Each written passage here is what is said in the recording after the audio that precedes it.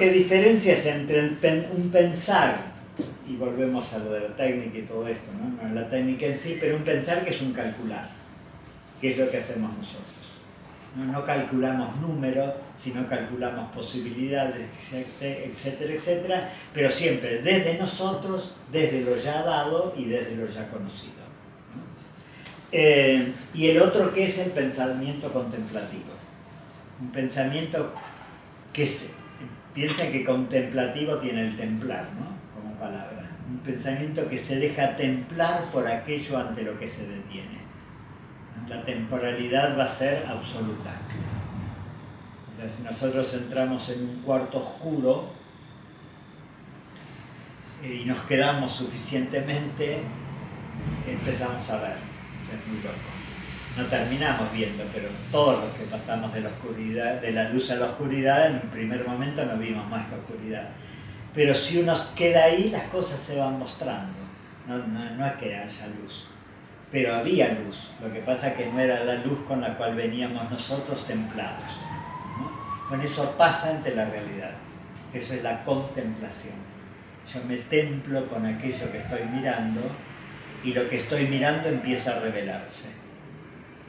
Eso, ¿cuál es la problemática? Que hay que darle tiempo, cosas que nosotros no tenemos, decimos,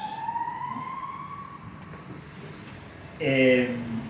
Esto empieza con la ambientación. Dice Heidegger que es que anochece. Todos sabemos que cuando anochece, en las ciudades más complicado, pero es la hora donde la agitación del día empieza a congregarse, ¿no? Y si uno está en un lugar propicio, es como que se empieza a manifestar, yo diría como un secreto que había tenido todo eso, y se empieza de alguna forma a palpar, aunque no se conceptualice, ¿no? Entonces Heidegger se cuida mucho decir que estamos en el campo, en un camino, a la hora del crepúsculo,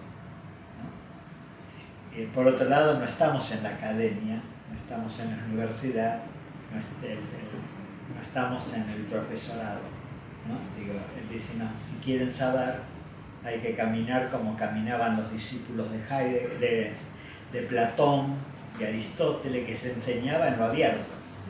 El maestro caminaba y se conversaba, ¿no? Entonces él retoma esta idea de un saber que no es el académico. Y en realidad, en la medida que van caminando, lo que les va pasando es que empiezan a deponer esta idea desde la cual se están planteando. Primero empiezan a darse cuenta de eso otro. Y los verbos que empiezan a usar son verbos de acogida, ¿no? Me cayó, los ingleses usan me cayó del cielo. Que it comes to me, dicen, me vino, me cayó. Acá esto, en un momento dice que le cayó del cielo tal idea, le vino a la memoria, le vino, ¿no? Y empiezan a usar todo esto que nosotros lo usamos sin percatarnos mucho, es que nos están viniendo las cosas, y le están viniendo las ideas, ¿no?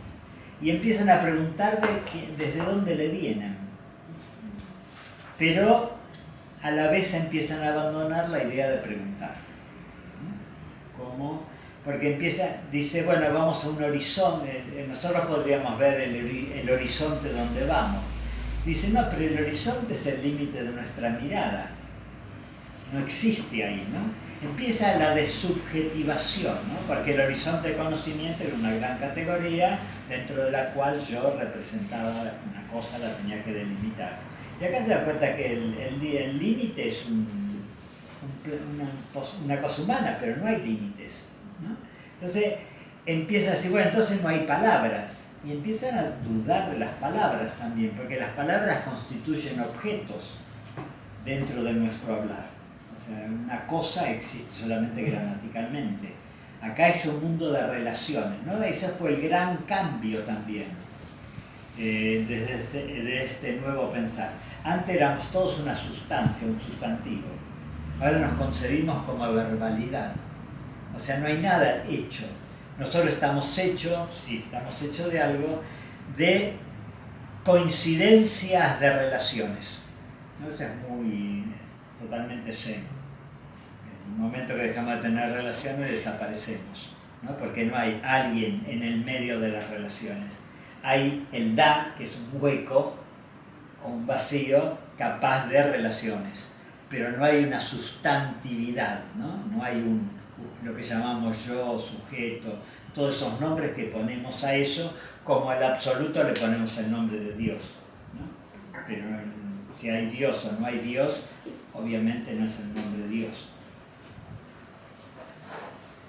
Entonces el horizonte empieza a ser lo abierto, ¿no? El lenguaje empieza a ser el callarse, en un momento se dan cuenta que no están hablando.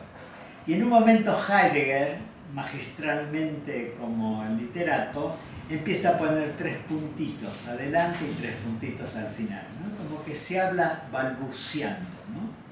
Como decía el gran Juan de la Cruz. Y tampoco empieza a saberse quién está diciendo, ¿no? Porque de alguna forma ya no son lo que eran, ya no son el sujeto ni su profesión.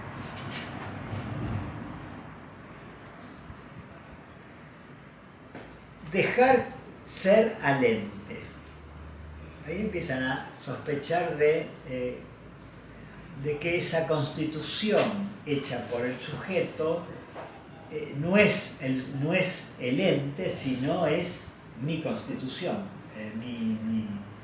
mi percepción. Y empiezan a girar ahora, empiezan a ver las cosas desde el otro lado. Y se plantean esto de dejar ser, ¿no? O sea, Gelassenheim. Serenidad. Dicen, ¿quién nos dice todo esto? Y será la serenidad que nos vino con la noche. Dice, dejar ser al ser como ente significa comprometerse en lo abierto y su apertura, en la que habita todo ente, que la lleva en cierto modo consigo. Retroceso ante el ente, para que este ente se manifieste en lo que es y cómo es. Y la adecuación representante no lo tome como patrón de medida. O sea, acá hay una cosa muy interesante que aparece mucho el retroceso. O sea, ¿cómo avanzo? Retrocediendo. O sea, es un saber de perspectiva.